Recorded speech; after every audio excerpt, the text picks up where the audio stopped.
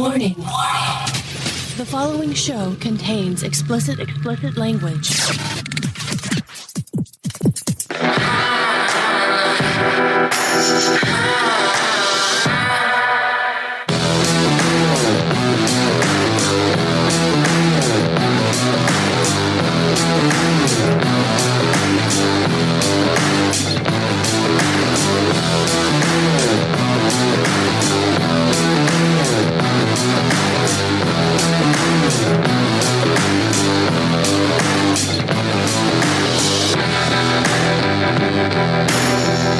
Now, live from the Punch-In Studios on the shores of Lake Erie in northern Pennsylvania, this is the radio program for war gamers, 40K nerds, and beer drinkers. It's your best source for live 40K podcasting that combines the two things we love the most, 40K and drinking beer. This is the 40K show with a head on it guaranteed to leave you a little buzzed. You're listening to the 40K podcast.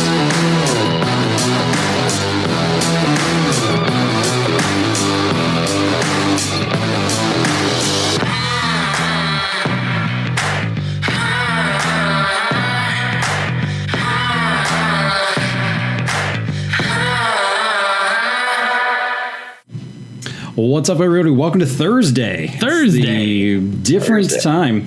We're back. Sounds like the last episode we said we were back. This time we're back from the massive studio explosion, as I like to refer to as the episode 2 round of happy horse shit. So our old system completely exploded. Basically did everything but catch on fire. We found out that once the magic smoke comes out of the machine, that's it. There's no CPR. There's nothing. So that's why we've been kind of absent for the last couple of weeks. Built a brand new machine. Thanks to big shout out to GoGo, one of our listeners and a longtime friend. He jumped in, helped with a lot of the settings that we needed to get going, help us configure everything to get back up as quickly as we could. Big thanks to Phil for pushing a bunch of stuff around to get the finances that we needed to do. I mean, he worked a good 14 hours on that corner. Giving him the business. And if you have to ask what he was selling, you can't afford it. So, special Thursday show because... Absolutely. It's Free Taco Day. That's Taco Tuesday. No, it's Free Taco Day. It is Free Taco Day? Absolutely. Where Today is. Where? It's out there, not here. Oh, free tacos you made for there. me? Yes. Just out somewhere? Just tacos. I think Taco Bell was giving them out, but it's free sponsorship plug right there. So Big FAQ 2 just hit a couple of days ago.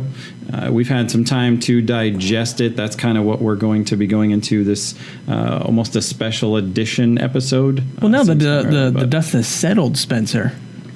Before we get in, a big thank you from us to you. Well, you're working hard and you resurrected everything and it looks great. The thanks, new man. image and everything is pretty sharp. Yeah, Eldanesh did a good job with the logo. Eldanesh. We're going to make money off that logo. I'm telling you that right now. Well, we got to freshen things up a little bit. I mean, the old one was what? 10 years old? I don't even know what the hell you're talking about. Honestly, the exchange rate between that old one and this one is, it's amazing. The quality is way better. It's awesome. Yeah. Well, I was going to say, when we did the first one, I think it was before I even knew you guys, and I went and I think I won some contest for, doing your logos or something like that. And then you wanted to do t-shirts, and then you wanted to do church keys, and then you want to do all the rest of it. I'm like, that was great. But, new show, new logo. That was a long time ago in a galaxy far away. Yeah. I like it. I love it. It looks good. I can't complain. No complaints here whatsoever. So, yeah, it's Tuesdays, Thursdays, Fridays edition, or however you want to talk about Thursday. it. Don't forget, we're going to do 2 shows this week. I'm getting so confused. We've been working overtime. I don't even know what day it is. We've been doing promotions for past 3.5, 4 hours. Right. So Thursday it is pretty neat. Yeah. I'm excited. So we are going to do 2 shows. We're doing this Thursday show, which we'll release for the Big FAQ, called What the Fuck. And tomorrow we'll be doing the Howl at the Moon. Yeah, Bark at the Moon, Howl at the Moon, any kind of reference that you want to promote. Yeah, with we're not going to say what that. Barking and moons. Hold on, I got to do that. You're going to bark at something. It's almost the moon. I got the moon in the room. Literally. That one seems like it's going to be a little late based on when that came out, but because of everything exploded and because of what that episode kind of means to us, the dedication that we want to do to that one, we're going to redo that. So we'll be doing that tomorrow, 9 to 11. Absolutely. No ifs, ands, or buts. It's going. No. So honestly, I want to dive right into this. There's a lot of stuff that I want to cover. Okay. And there's a ton. Not only did we get the big FAQ, but we got rulebook updates, and we also got erratas for almost everybody. Almost. Just Not a everybody. bit outside. There's a couple of you that were left out into the wind just flapping. You didn't get nothing. Can I say this? But someone was a bastard. There's a couple. I think the big thing that's got me excited is they have finalized some match play rules. Battle Brothers is not one of the things, though, that has me excited. And I don't want to start this off with a negative, but it's the first thing that came up. So they have tried to use Battle Brothers as a way to eliminate the quote-unquote soup army. This hasn't done dick. I wish I had $1 for every time someone said soup. Damn. Right? I'd be almost as much as GW is worth. Hey, now. George, what we should do is have a shirt that has just Eddie, the new logo Soup. mascot, on like a can of fucking tomato Like his head soup. floating in soup. Like That the, would be like the awesome. Warhol, like just the can of soup with Eddie. Like That's funny because it used to be. I'm writing what was that it? down. Chaos salad was the thing. It's like Yeah. when you're like mixing together Leaf blower. all the different chaos forces. It was chaos salad. I guess now it's soup. So we'll call it soup with Eddie. yeah, Eddie's soup. Eddie's soup. But I don't think that the way that they've finalized Battle Brothers has done nothing to eliminate, in my eyes, the fact that you can take a bunch of soup and the Imperial Guard command battery is still there. You can get a lot of command points cheap by throwing in that. You can still do the Blood Angels, Imperial Knights, Astra Militarum army. There's a ton of interactions with those different warlord traits and those the stratagems that it opens up. Right. That it becomes overpowering. The only thing that you got to worry about, honestly, is the chapter proof coming out in a couple months. So you're probably going to save that. You know, for what we're trying to probably discuss today, I wouldn't be surprised if you see a dramatic change with chapter approved to the dose. Well, I hope so. I hope they're listening. I don't think I'm the only one. I know I've listened to others that are out there that are saying the same thing. Like you have a left and a right, right? You have those that are saying there is no such thing as soup. There's only a couple of armies. The Imperium, just use the Imperium, Chaos, Saldari, use those, and then everything else in there is just this is how it goes. I guess I'm kind of more of a purist on that. I see it as every one of those codex is a different army. And this sounds selfish, but I don't like to have the best unit from this army and the best unit from this one. I haven't played that way. That's the meta. And it would be nice to go back to that, where we can just bitch about how powerful this one codex is until the next codex comes out. And then we can bitch about how powerful that one is. Well, that's how it's always been. Wasn't the 8th edition... wasn't one of the things they said is that they were going to like end Death Stars, or they were going to end the soup or the salad, whatever you want to call it. They were going to end that with the streamlining of the rules. Now it seems like they're trying to lean back into that almost. Yeah. Go ahead. Yeah, I don't know if they're trying to. I don't know if they're doing it on purpose. I think one of the people are going to try to break the game no matter what. Well, what jumps out at me is one of the things that they said where we want this to be a narrative game. We want you to be able to take the things that you're reading in Black Library that, the Space Marines came down and they helped out the Imperial Guard and they said, "You're not dying today, bitches. We're going to help you out." Not now, Death. Except that's not what's happening on the game. That's not what's happening in the game. In the game, the Imperial Guard is the warlord going, "Listen, Space Marine dude, you're going to do that." I'm telling you, I've read enough books. I've listened to enough stuff. A Space Marine ain't taking shit from any guardsman. Possibly a commissar. They'll be like, hold my chainsaw. And maybe. I'll be like, I'd be the rock drill. Right. Now, almost in a rebuttal for what you were saying with that, the 8th edition emphasis of chaos is breaking the galaxy, not like the internet, is to where you want to have a strong Imperial force, the chase of trying to capture and get back what you lost with this rift in the galaxy. And so far they were doing a great job with 8, 8.1, 8.2, 8.3, depending on when you want to call it 8.5, with all these approvals with that. These armies are almost out of control. The old school mentality of having a crusade back in the day of 2nd edition is what you see now in 8th. The problem is, and I know a lot of people want to say this, as George referenced, there is no benefit of having a Marine, like you just mentioned, is not going to talk to, a field colonel from the Guard or Astra Militarum. They are going to be who they are going to be. There should be a bonus, and as I mentioned to you yesterday, with this, in wrapping up Battle Brothers, when they go to command points, it should just be color-coded dice showing how many command points you have for each stratagem going to an army. I think that would be a great thing. And hopefully Battle Brothers, that fix would then reflect that. So, what do you think? I like it. I think we pretty much beat Battle Brothers over the head with a stick. I do just want to say, again, I don't like it. I'm going to Please, G-Dub, please do something. You know how they're going to resolve this? Fortifications everywhere. Fortification spams are going to come back. Just anything would be better than this. The other things that they have applied is Psychic Focus. So Psychic Focus is now, it's legit. One psychic turn, one psychic power per psychic per turn. Now, the Smite, adding 1 to that warp charge, whether it's successful or not with the attempt. I see a lot of people that are playing locally and having conversations that, oh no, it's just when you have the successful smite. No, it's whether you fail that or not. It still goes up by 1. Absolutely. So it's a good thing to remember. Yeah. And it goes up to a maximum of 11. So it never goes up to where it's impossible to cast, where you have to perils to cast it. Sometimes it's worth paroling. But again, I like this. I still use this. I'm currently using it with a Supreme HQ detachment of Inquisition. I used a little bit of theme in my list. Now, it's still in there that Brotherhood of Psychers from Grey Knights and Brotherhood of Sorcerers. Thousand Suns. What the fuck? Good thing this is taped. Good thing this is taped, right? It ain't live. It'll be all right. From Thousand Suns, those are exempt from this, so they can still attempt to throw their kind of weaker smite around a little bit. Listen, if they have the 1 HQ smite, listen, it's for demons. They're saving themselves for demons. Don't hate the gray.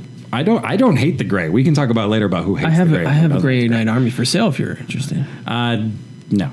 Targeting characters is still it's the same now. It's there. Start playing it.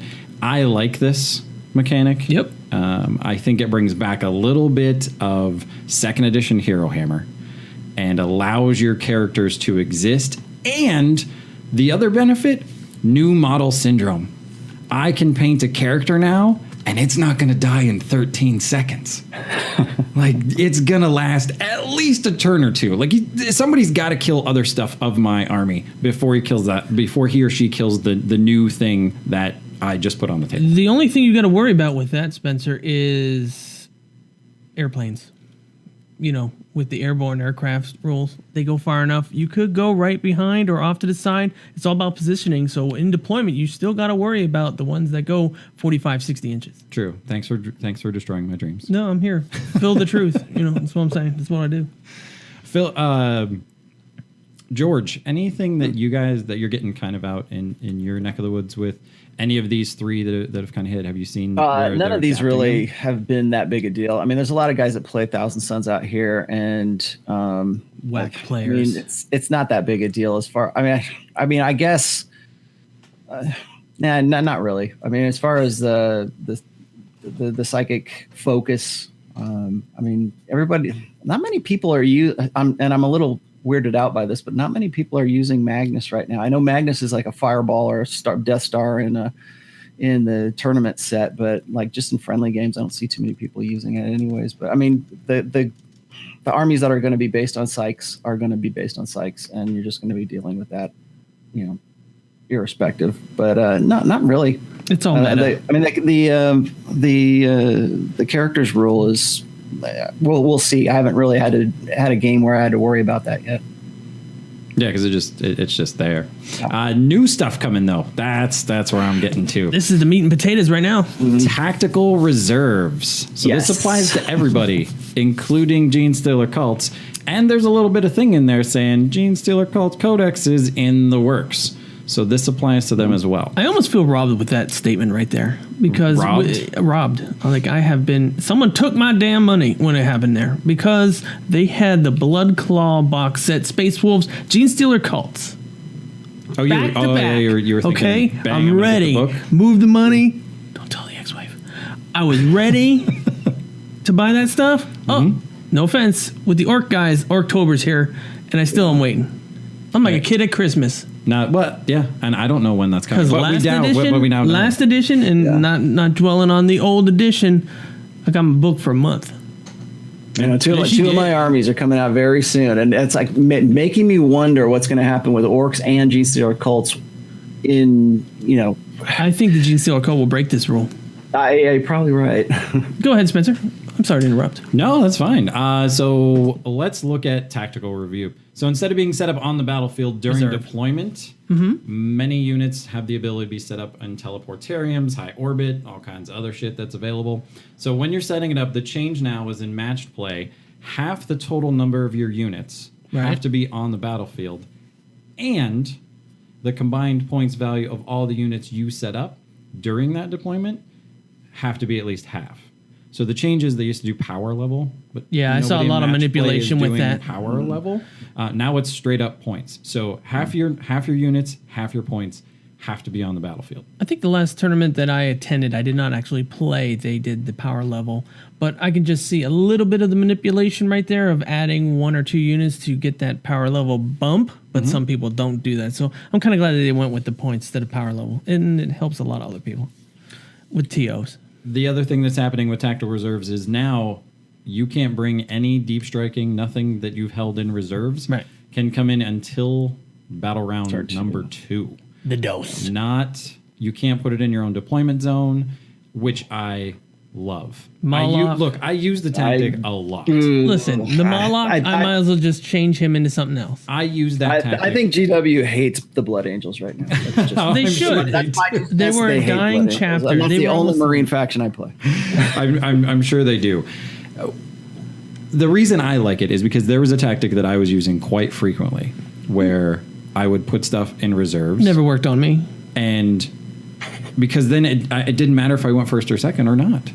Like, I have these units that I can put in reserves, and if I go second, sweet, because then I can drop them out in my own deployment zone and then shoot the bullshit out of you. But there's a new stratagem around that. I was going to say, but there's an adaptation on here.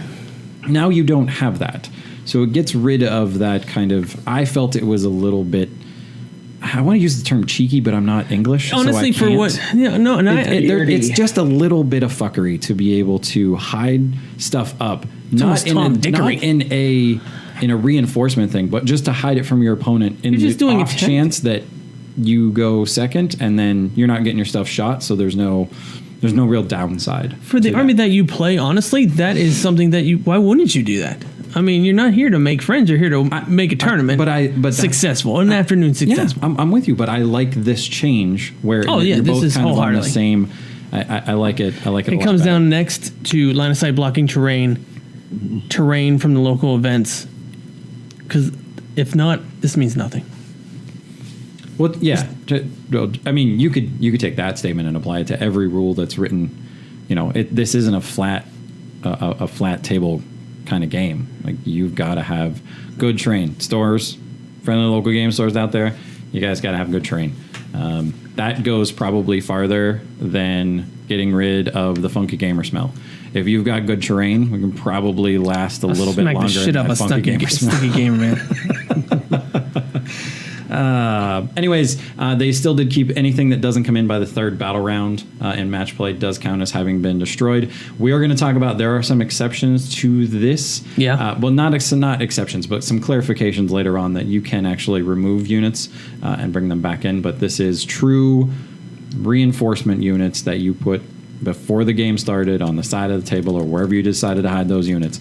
That's what they're talking about there. All right. So that's kind of it for the big ta-da. There was no Rapture after this release from Friday, or last Friday. I think there's going to be. eBay sales were okay. We're going to get into some stuff that I think has changed the dynamics. I think it's going to kind of not destroy. I don't think there's anything in this that is going to cause pitchforks to be brought out and fires to be burned and people to be pillaged. I don't see any of that in here. But I do see some game-changing ones. You're going to see more game-changing as far as people actually changing their list. People, we're all grown adults. Don't meta list. Come up with your own damn opinions and adapt. There are so many entries out there in these codexes in an index that you can just come up with so many variables. Yeah. Now, they did add an errata for tactical reserves from the beta play rule. This basically applies to any stratagem used that says anywhere on the battlefield more than 9 inches away. Right. You're going to be changing that to, at the start of the first battle round, you can move that unit to 9 inches. So instead of being able to pop, strike from the shadows with Space Marines, forward never operatives seen that one chaos, before. Clandestine infiltration. You have Craft World with Rangers appear unbidden. Yeah, no, I've never played against it. Let me clarify. I've never played against that. Okay. Actually, I don't think, other than, I don't think any of them, other than maybe something that our buddy Jarmy played with his Harlequins. But honestly, I don't think it was anything like these. Yeah, thank goodness. Yeah, I would do similar things with my Rangers, but now instead of being able to infiltrate them, right? Now you set them up and you get to move them 9 in. You get to move them. It's like a scout. Up to 9 inches from wherever they are, but you still have to stay 9 from an enemy. Right. But it is what it is. Rangers, I used it a little bit, but it doesn't. I don't know. It's one of those things that I should probably be more caring about, but it didn't really affect what I play, so it kind of got pushed to the side as far as whether I gave You said that you would break the local meta if you played your Eldar. Now I'm calling bullshit right now. That army is still pretty killer. I don't think it's top tier, like super top tier, but I still think there's a lot. Soup armies are the way to go, honestly, now, the way that the game's played, but that's it. I have no words. I'm withholding judgment until I get the G Stealer Cult Codex. I am holding my judgment until I want to see a whole bunch of cool orcs. Yeah, coming. that too. But we'll see. I don't know if these changes. Now, before we continue, you think with the releases of the Codex coming out was in preparation for this release? Or do you just think that it's just going to be, are we going to see something new after this FAQ release? Because we're going into the next phase or evolution of the game. Maybe the codexes that are coming out. Speculation. Nothing warranted, of course. We have the orcs. We have the cult. Ynnari. Did I pronounce that right? Yeah. Ynnari. So. Yeah. Eldar 3.0, however you want to call them. And then the sisters, which, my kid might graduate high school by the time those come out. They're coming next year. We got rumors about Inquisition. And we got rumors about Rogue Trader forces coming too. Mm-hmm. I can't wait for that. Now, again, I'm not going to speculate, but too. Staying on task, do you think this may have some type of influence for what's coming out the last quarter or beginning of 2019? No, I think it has more to do with what we're going to see in Chapter Approved. Because that's coming very quickly. Well, of course, right? Chapter Approved is going to influence the cult. We can basically throw a rock at Chapter Approved coming out. You know what we should do? Within the next month or two. We should have printouts, and we should throw rocks when they're released and see who can hit it. I'm like, nailed it. Nailed it. No, I think that's what we're going to see. I don't know. I would like to assume that codexes that are coming out would have gotten some of this big FAQ and some of this errata, to prepare you for those codexes coming out. But a little part of me still has doubt that they think that far ahead. But I just don't. Dude, Space Wolves had a codex a minute and a half after it came out. They have a ton of erratas. I don't see them planning that. Shame on the proofreader because he didn't catch all those. I guess I'll take it back a little bit. They're not worried about it because anything that doesn't fit real quick is going to be fixed in chapter approved in a month.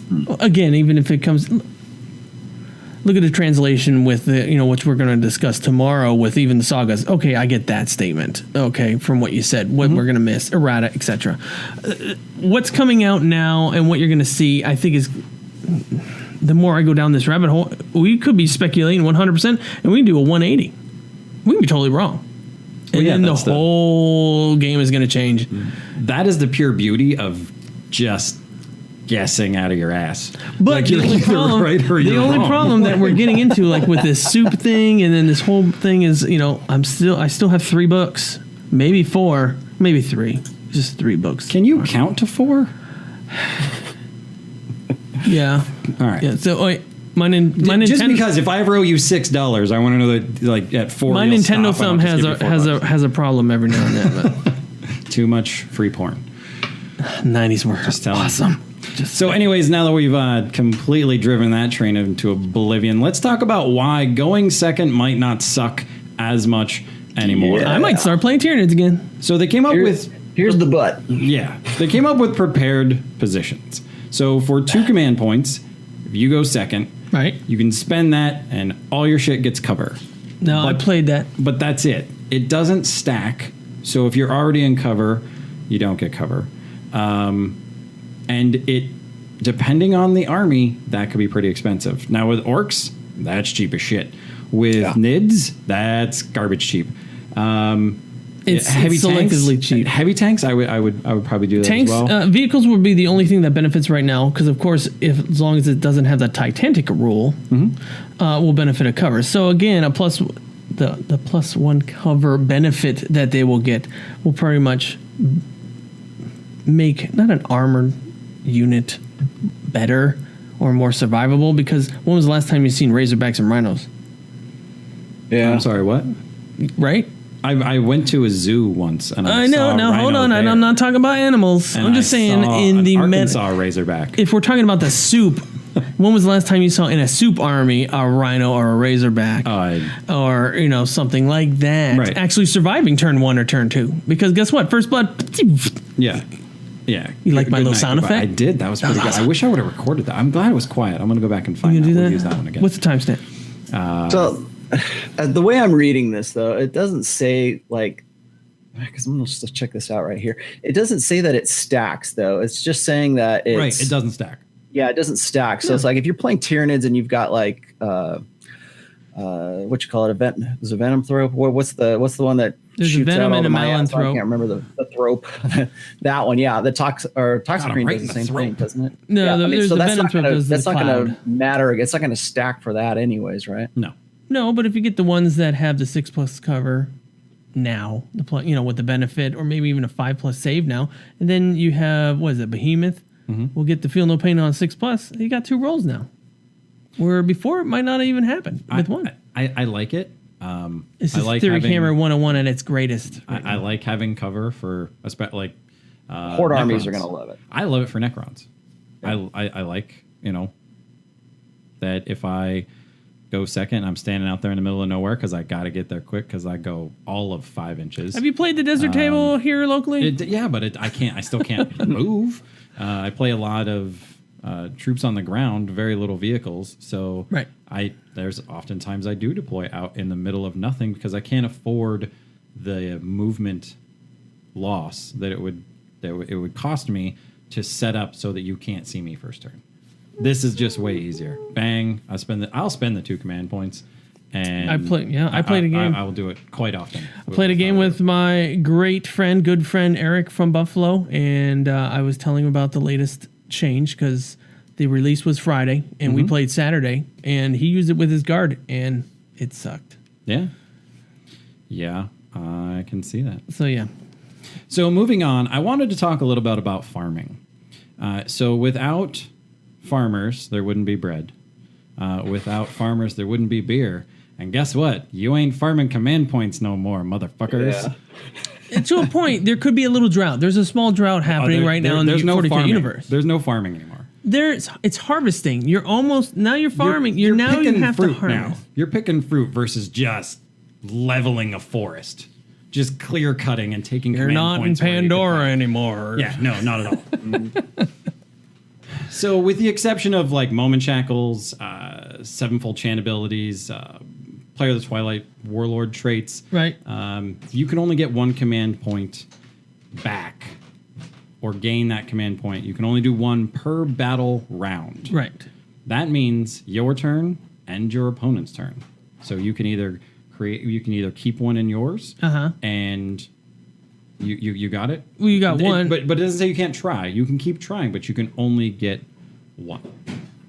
This is actually a great release for this because now it highlights the books that have more than one relic or one, how should I say this, warlord trait, to where you can fully utilize what GW printed in their books instead of just getting the top tier things. Now, granted, I roll ones like a sumbitch.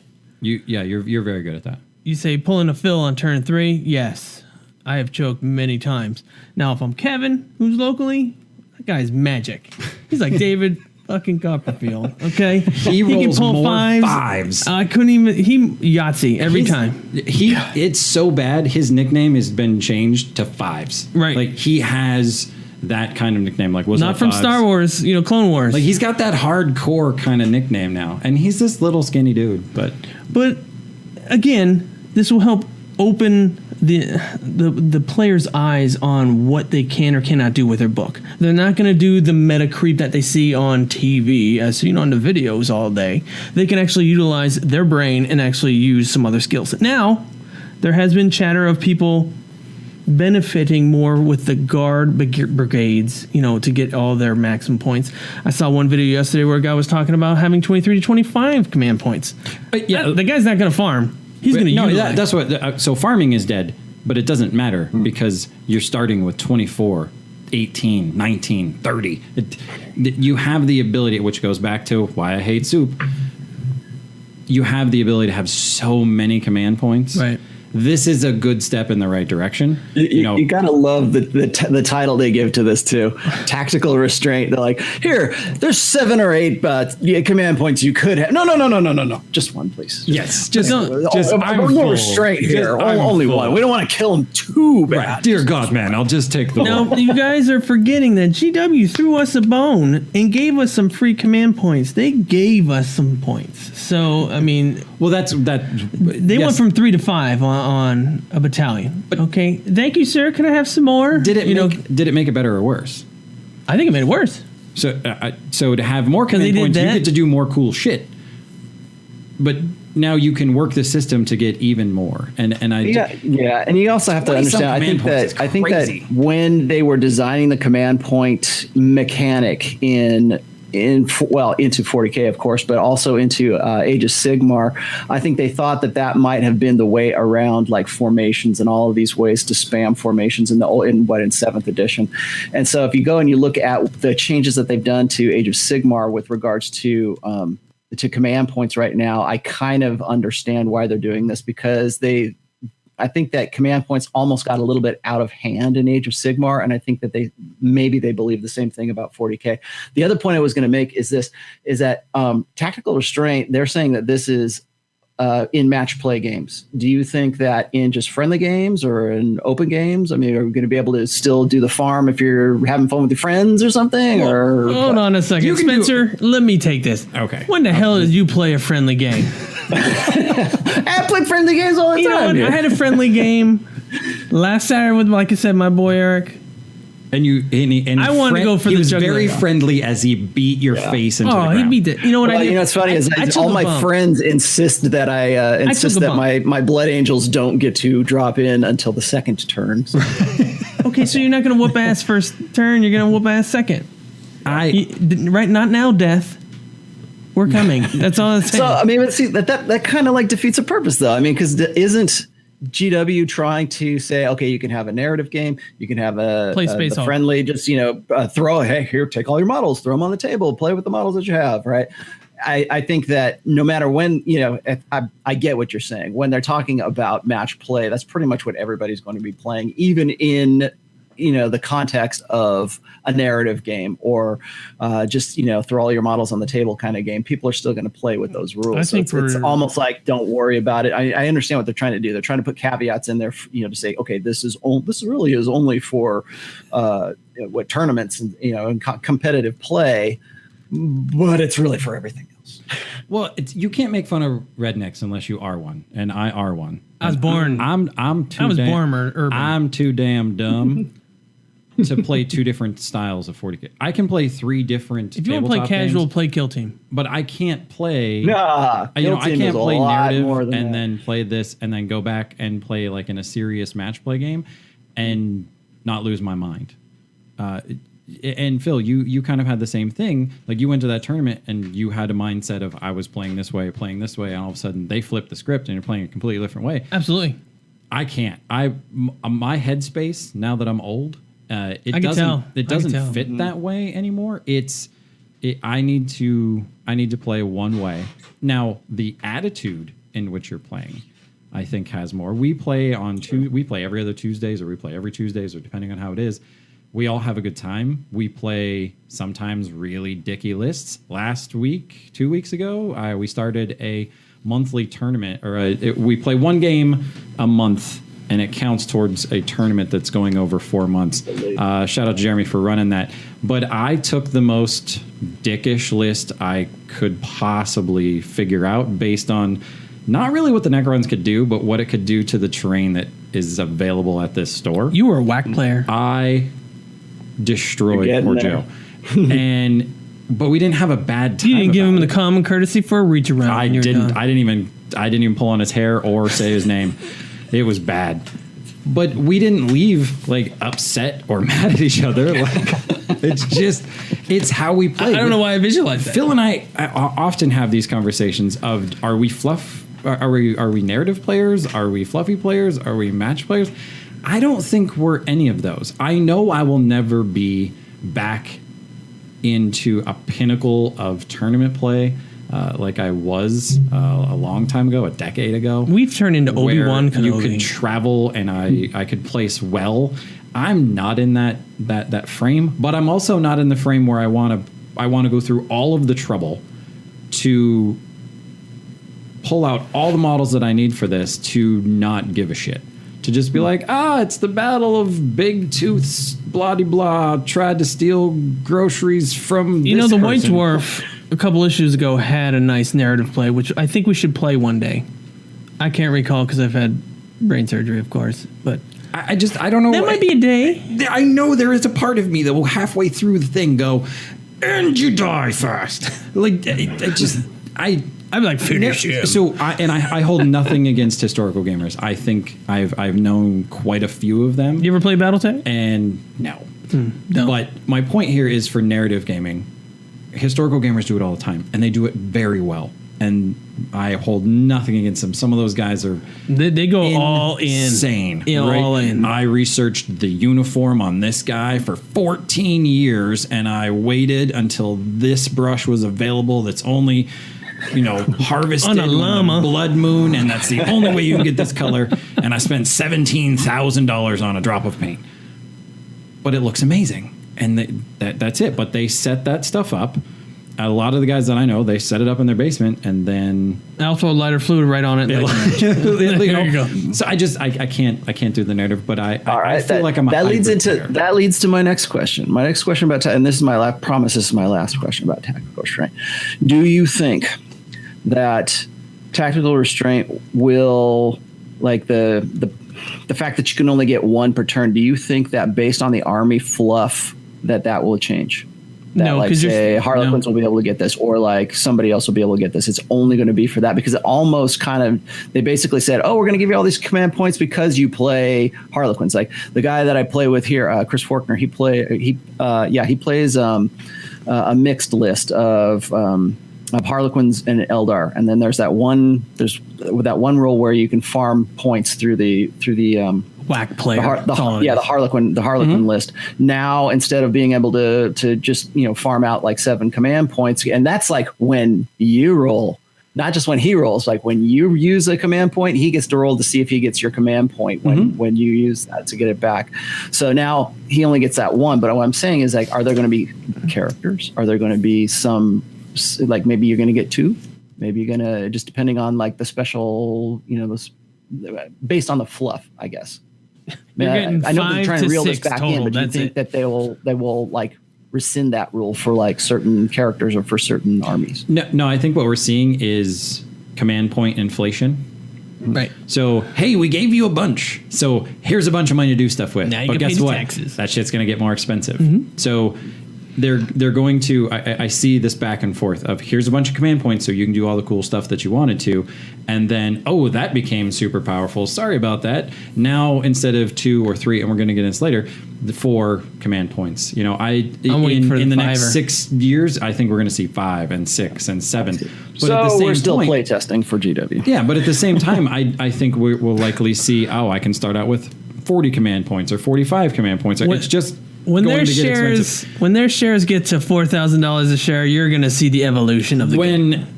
When we get to 9th edition, whenever that happens, I don't think there's ever been called a 9th edition. We're going to be able to sit on the porch and go, shit, son, I remember when that only cost me 1 command point. That shit costs 9 now, and I could also buy bread for $1. Like, yeah, absolutely. That's what's going to happen. We're in the 1930s of command points. We're going to be in our wheelchairs talking beyond back crazy. In my day. Yeah. Command points only cost us 2. Now you guys are playing 10. Yeah. What the hell happened? I see it. If they don't do something, one of the things, again, I harp back on Soup. If you stop players' abilities to get these mega amounts of command points to begin with, and you cut down on farming, now you can do really cool stuff. You can do quite a bit, but you can't do it all, and you can't do it all the time. All right, if I can just put this to bed with the Battle Brothers in this tactical restraint, you're going to see more alpha. Well, I shouldn't say that. You're not going to see. You're going to see probably a change in the game to where you are going to capitalize on your command points when you get at the beginning of the game, and you are going to do the 1-2 punch for probably round 1 or 2, possibly 2 or 3, with this whole command point thing, and then it's cleanup. You have to have a better target priority where you can cripple your opponent and where you can maximize, points, battle points on the field. Whether you're playing ITC, a friendly book game, or anything else, campaign for George, you're going to find it to where it's the 1-2 punch. It's like Mike Tyson. No one ever survived at round 2, round 3 back in the day. And in the younger crowd who's listening, Google Mike Tyson, watch a couple of videos. Yeah, just don't listen to him talk. Don't listen to him talk. All right, so the only problem, what I'm going to say right now, is you're going to see more Alpha Strike armies probably coming back. Because you know what? They only got 2 rounds to do it. Can you really call them Alpha Strike armies now? Aren't they going to be... Call them Beta Strike. It's going to be Beta Strike armies. Why can't it be Alpha Strike? Do you think they've moved the... Well, because you can't... It's not Alpha Strike. You're probably going to see more... All right, here, how would I say... I'm saying Beta Strike is... You're looking more for that mid-game. Like, okay. I count turn 3... I mean, 2-3 is... You're probably going to see mid-game. You're going to see Alpha Precision Strikes and probably a Beta Strike to clean them up. So, precision deployment. You're going to see a precision deployment to take out key objectives, characters, or whatnot, to open up, hopefully, the battlefield, depending on it, because you got till turn 2 when all the other stuff comes in, and then the Beta Strike. Yeah. I can see that. But it all comes down to meta, terrain, and event. Because each event is going to be different. I mean, again, ITC, book missions, etc. Depending where you play, play local. It all depends on what you want to do. And if you don't like that, play a video game. Yeah. So our pacing's going right out the fucking window because this is like an hour and we've gotten into like 3 things. So real quick, let's go over some interim balance review stuff. So with the Chaos Demons, they looked at Warp Surge, which could, if you used it correctly, you could get yourself an invulnerable 2+ save. So they've changed the wording on that to now... I've had that happen to me. It sucked. Yeah. Use this stratagem at the start of any phase. Select a unit of demons from your army until the end of the phase. You cannot re-roll saving throws, right? But its invulnerable save is improved by 1 to a max of 4 now. It used to be a max of 3. So they've changed that to a 4.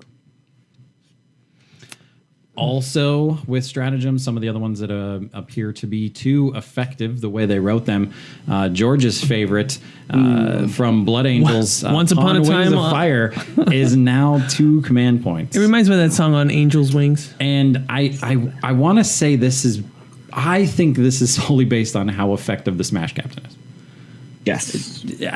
They're trying to curtail a very powerful unit, but in talking to George, and I'm going to let him talk a little bit about this, I think they're crippling Blood Angels to a point where I don't know how they're telling you to think outside the box. It's like the Matrix. There is no spoon. It takes away the character from the Blood Angels, though. I mean, that's their whole thing, is to to come down on wings of fire, right? I mean, that's the whole fluff side of things, and now they've basically taken that away from them with the second turn deep strike.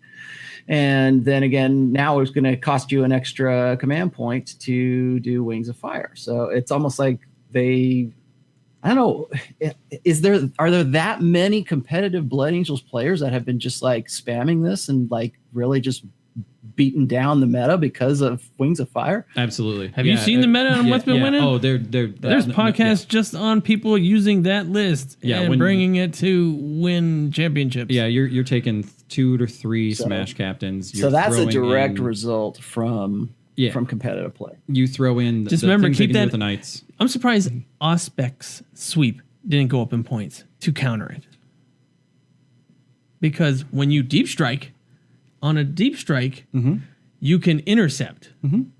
It's not like even with the Smash Captain, who you can overwatch. Well, I got one good turn. I'm surprised Auspex didn't go up 1. But I don't think it did, because they're trying to break that unit. They're trying to give you as much.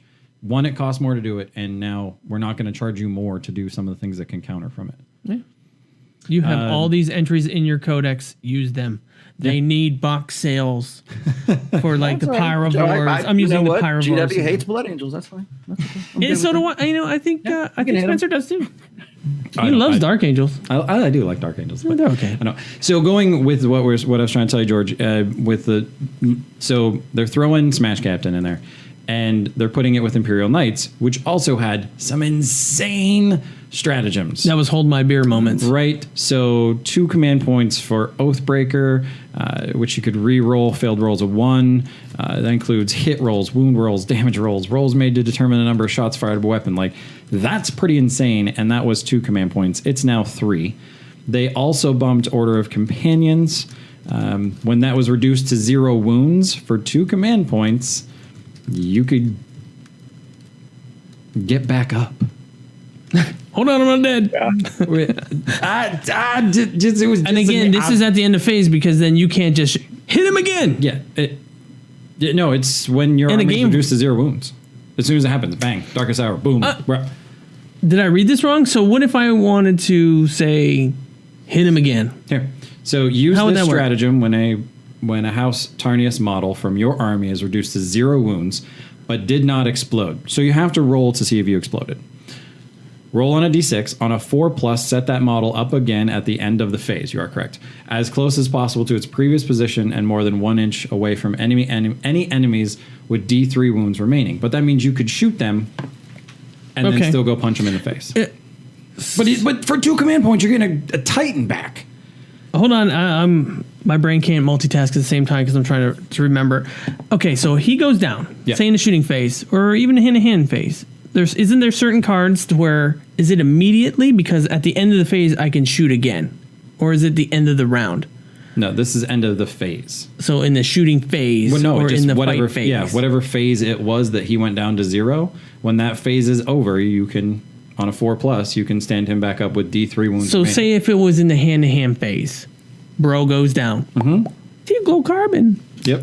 Star Wars reference. Okay, he goes down, plays his strat. Yeah. Okay. At the end of fighting phase, can I spend 3 to fight again?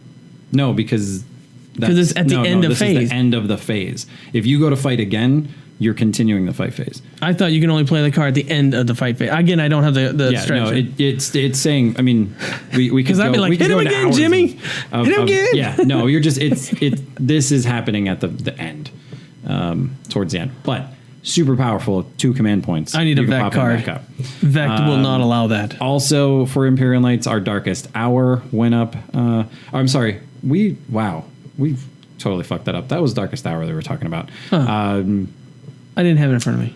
Yeah, we suck. Good thing we're recording this. Yeah, good thing. So I'm looking at it. Yeah, Order of Companions is until the end of the phase. That's where you can re-roll.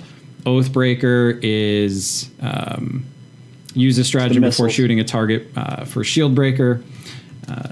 Man, we should just fucking start that all over again. What? Anyways. Did you mess up? Oh yeah, I totally fucked this up. I was looking at my notes. I was on the chat. Completely read it wrong. I'm on the chat.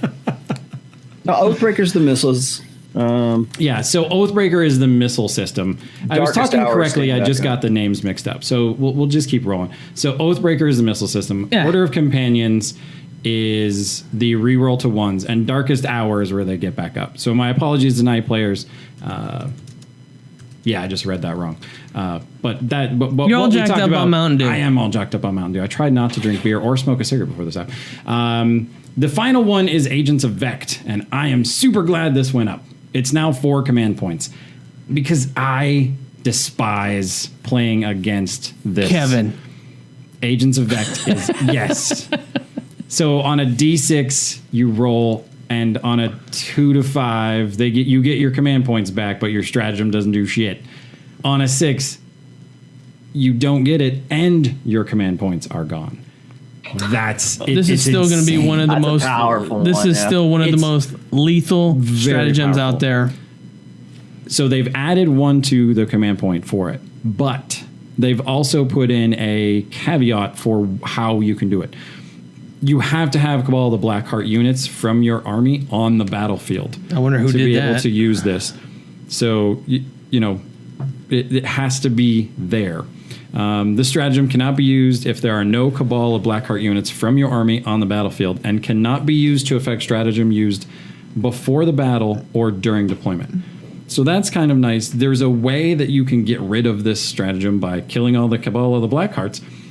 Good luck with that. I would have loved to seen a caveat with this if it said infantry unit only can play this. Because then I would eliminate the vehicle issue that you have with the +1 to hit venoms, et cetera, et cetera. Yeah. All right, if I kill technically in a set, and I'm trying to think how this would work. If it was an infantry only model can play, say whoever your leader, I can't remember the name of the army's leader. The Archon? Yes, thank you. So that would be a little bit more difficult to pull off because everybody's in a skimmer, is in a flyer. So I would like to see that because I despise Dark Eldar myself. But I like that. And I said Dark Eldar. There's some way to get out of it. Also, it's expensive. No, 4 command points is expensive. They could probably play that maybe 2 or 3 times. That's crazy. Because you know what? I think, and we use Kevin, love the guy. He has 12 to somewhat 14, 15, because again, he has a thing that he can get his farm back. So he could technically play that 3 times, but that's the only thing he can do. That's all he ever has to play. He's got to use them on something else. You got to force him to do something. You got to know when to hold them and fold them, man. Well, he never needs to reroll because he rolls 5s like a madman. But I'm saying against anyone other than his supernatural ability to play that way, you just need to cause them make them use stratagems in other ways. Just again, you got a whole book of stratagems. Kill Blackhearts. It's like your job. Yep. Not Broken Hearts. Nope. Kill Blackhearts. So let's get into some errata for the rule book. There's been some changes to Fly. Models of Fly can no longer use this ability in the charge phase. You can ignore the models and terrain in the movement phase, but not in the charge. So 0-inch charges are gone now, which I like. I never played it that way. Our terrain was so flat, we never utilized it. Just never thought about it. I always measured the distance. Maybe it's from playing so many editions and always doing it. You just went back to a different edition. I was doing it wrong all this time. They also changed some wording where similar rules such as Harlequin flip belts and the Canoptic Race from Necrons. They've changed the wording to that as well to say it's only in the movement phase. It's not in the charge. They were Harlequin crazy flip belts. I can't even explain. Even in Kill Team, they're crazy. they are nuts. No. I like this. I think it's a good change. It just needed to be done. I don't see had to be done. You know, I mean, the image of an assault marine jumping off of a building and doing the superhero slam, like fist into the ground land deal. This ain't your video game anymore. Right. Yeah, I was gonna say Dawn of War 3 style. I was just saying. Here comes the superhero jump. That was a cool thing, but it just, I didn't like how units with fly could be in your charge range and you had no hope of being able to charge that. You know, they could get right up to you with no fear of being charged and then just drop on your face. It was almost a benefit to have the fly rule, especially for like a jump pack. But again, that almost, picks on those Blood Angel guys. I'm like, Jesus, they were whack players. I'm just saying. But one of the things that I would probably say is now it's going to come down to the first phase of the game, and that's deployment. Depending on how you deploy, how you move, measure, and how you set up your army with whatever table you're going with. Whether it's themed tournament style or anything else like that. A casual game for George.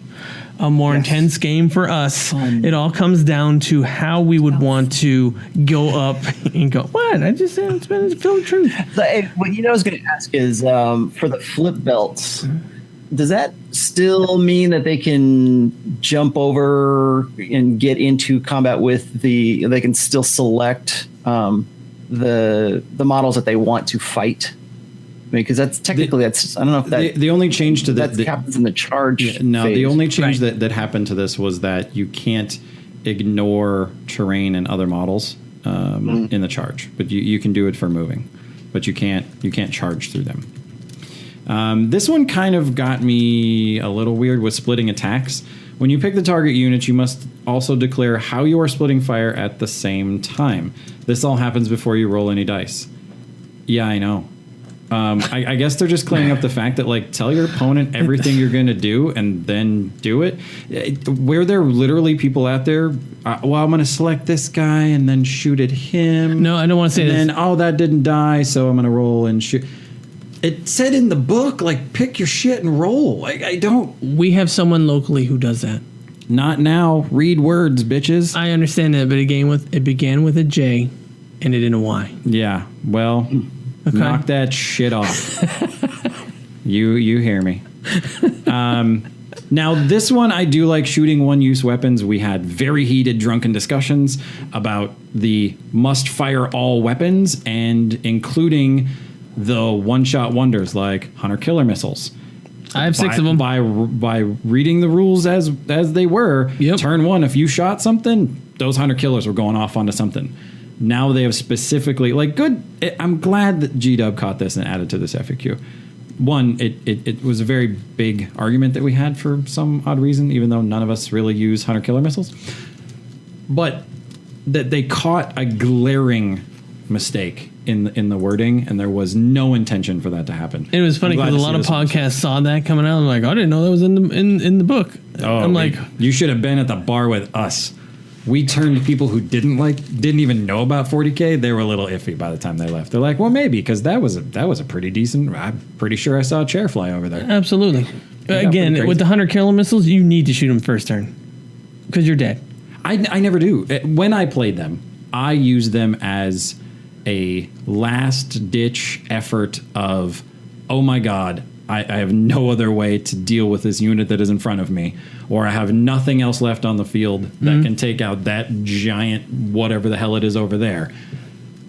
It was always Hail Mary 15 points or 10 points or 20 points, whatever they were, as the point changes have gone across the decades. It was always a Hail Mary. I never used it. Oh, yeah. It had unlimited range. Yeah. Downtown Julie Brown, man. Going down there. Down by 6. For 3. Give it the deal. Yep. Tactical objective number 62 in the big rule book for Witch Hunter. They've also done a clarification. So what you used to be able to do is if you drew this, it's probably a sister thing. You probably, but well, no, because there's other psyker units. But you used to be able to pick off one out of that unit. You killed the psyker. Thanks for my victory point. Right. Now they have specified that you have to wipe out the whole unit. That's what they intended to begin with. Like, there's a unit of Psychers there, blow them away, you get your point. So the Brotherhood of Kill just Psychers. one, yeah, any of them that was, Sorcerers. Psyker unit, you got to kill the whole thing to get the point.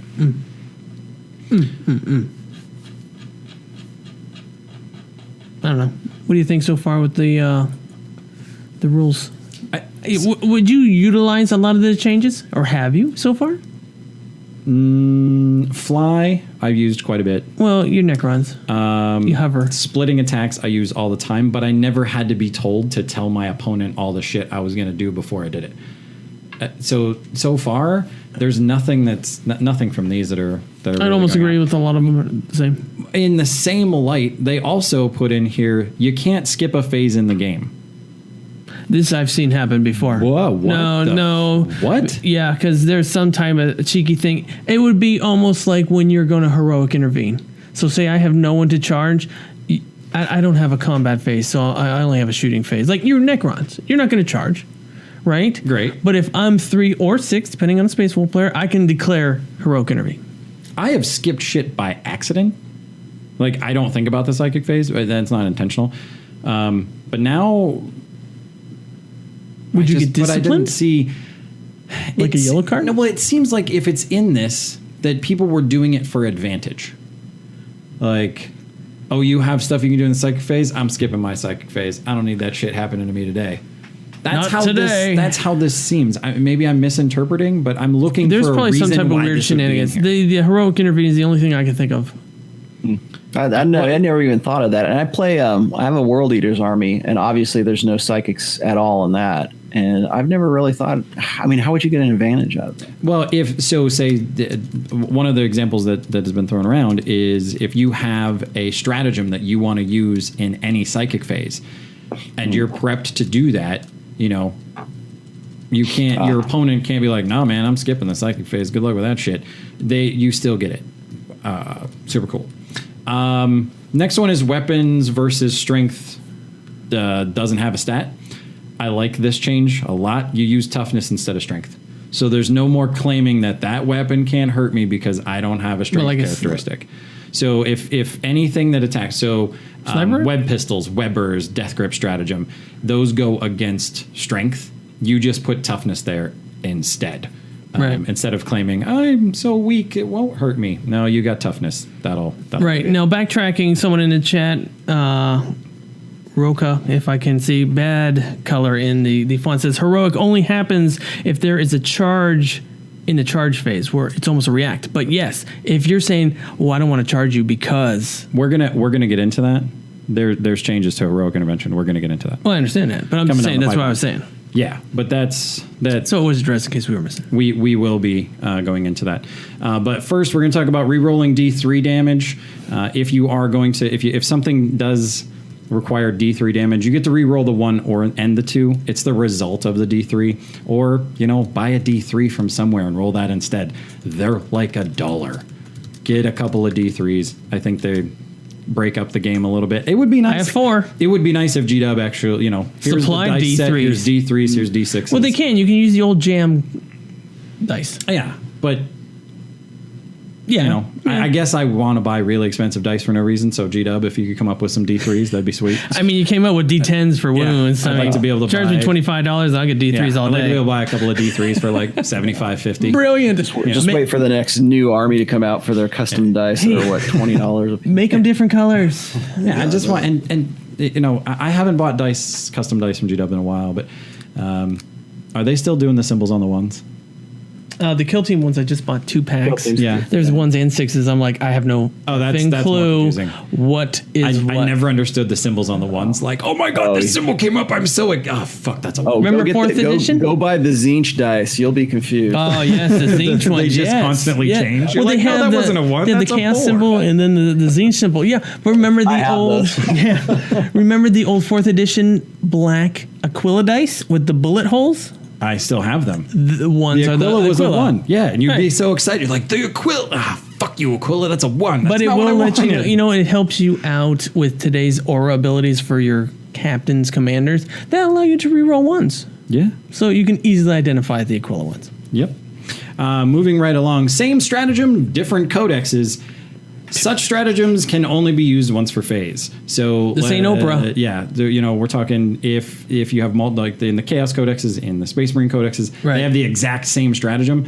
Just because you're taking from both of those books doesn't mean you can do it. Same wording equals same stratagem. Right. But remember this later, kids, because we're gonna come back to this because there's some weird, just backward shit that applies to the logic of this. But we're going to leave that because there's something else coming down that we're going to talk about that the logic here gets exploded out the window. Abilities that affect movement. So if you have a unit that has a minimum and a maximum movement, then both of those movements are affected. For example, with Doombolt, that is half movement. So a flyer would only be able to move half its minimum and half of its maximum. Seems pretty straightforward. I don't have any comment for that one. I don't have anything snarky about that. Like, your shit moves half speed. Ta-da. Yep. Moving right along. Yeah, just shooting at characters in the movement phase. I got nothing. you can shoot at character any phase for that matter. You're still subject to the target restriction of 10 wounds or less. And no matter when you're shooting at them, they're still under that protection. If they have less than 10 wounds, they got to be closest. Heroic intervention, like we were just talking about this demon. I don't know what the hell you're talking about. You can perform even if your opponent doesn't charge that turn. And I'm telling you what, I'm gonna start looking for this. That's what I'm saying. Every time. See, all the time. That's what I'm saying. So if you're gonna skip the phase, yeah. No. I'm gonna.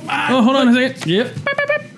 Yeah. No. I mean, I don't heroically intervene with we still haven't figured it out how to heroic intervene yet. We started bar fights with heroic intervention. When I mean I'm looking for it, it's going to be from a Necron perspective. I'm going to make sure I'm not within 6 inches of Space Wolves or 3 inches of these guys, or what if I'm not going to charge them.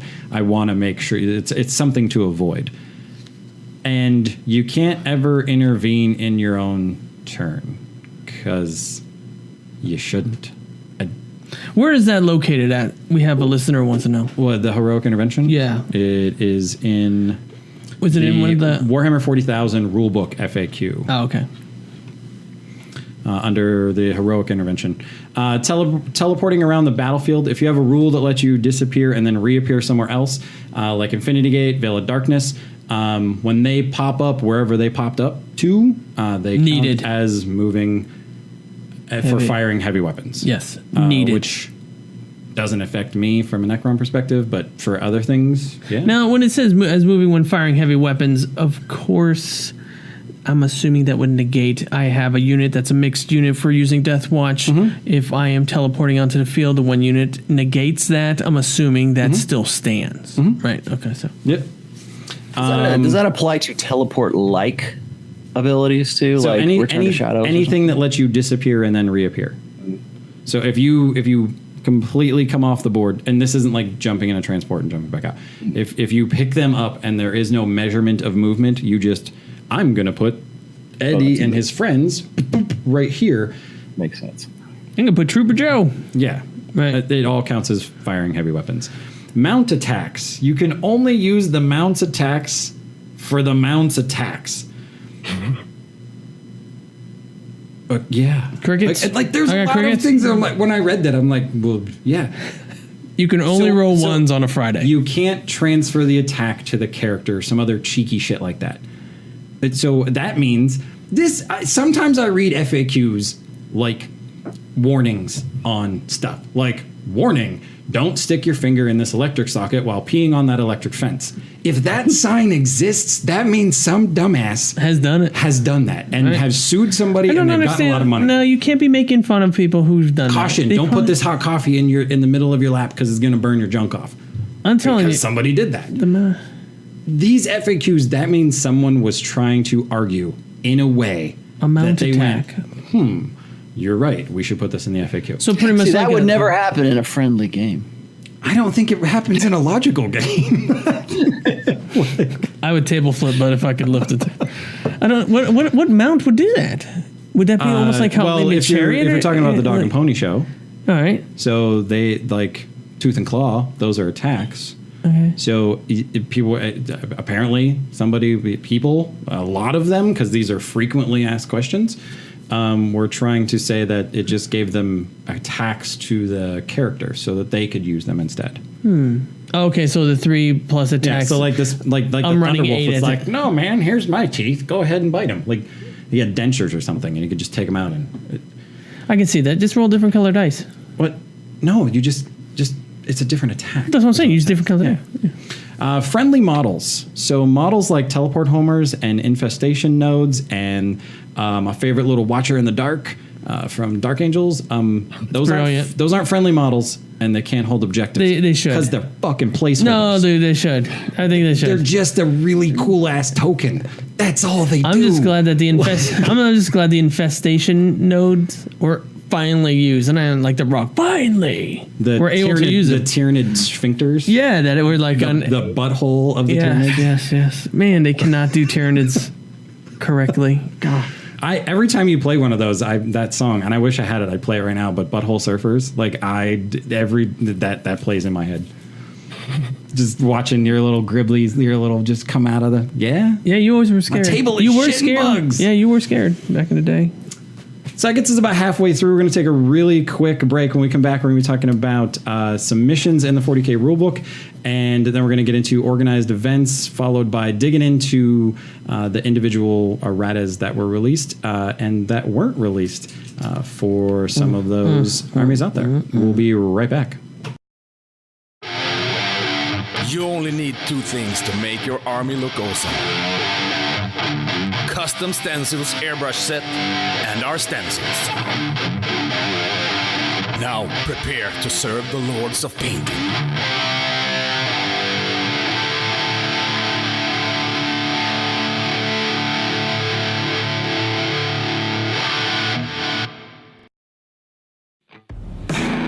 You're listening to the 40K Podcast. Make sure you don't miss anything that's going on here at the show by following us on Facebook at www.facebook.com/the40K Podcast. Give us a like and a follow. While you're there, join us in the bar. The bar is our free and simple to join Facebook group that allows you to interact with the hosts and other listeners of the show every day of the week. How easy is it to join? Super simple, dude. Just click on the join group button and Must answer these questions 3. once a moderator gets you approved, you can join us at the bar anytime, day or night. The 40K Podcast Bar, where it never closes, it's always happy hour, but it's BYOB because we're not paying your bar tag, bitches. The 40K Podcast reminds you to drink and Facebook responsibly.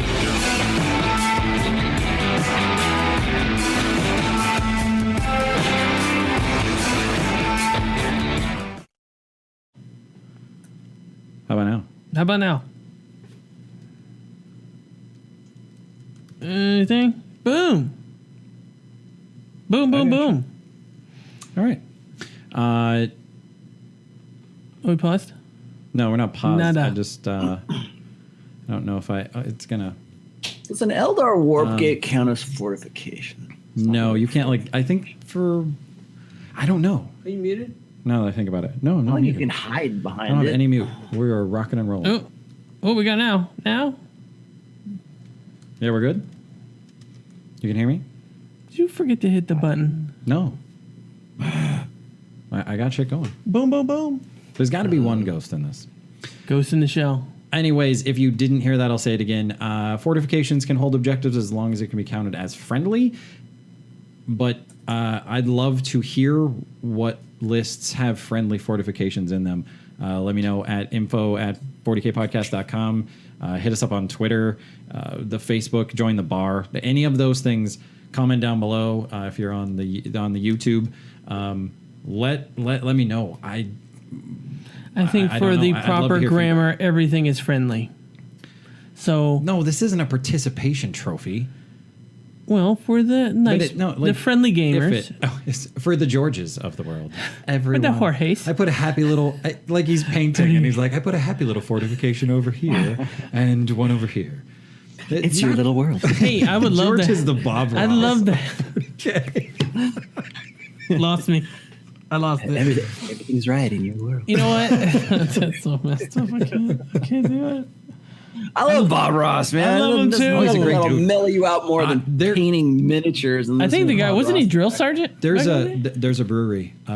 My good Jeff and Steve were brewers when I was here in Erie as a brewer instead of where I am now.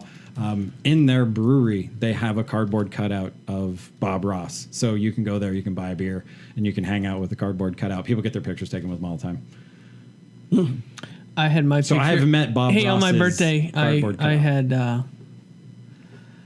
the Dos Equis guy. I said it was my dad in memory of, and people thought, your dad died? I'm like, no, guys, it doesn't look nothing like my dad.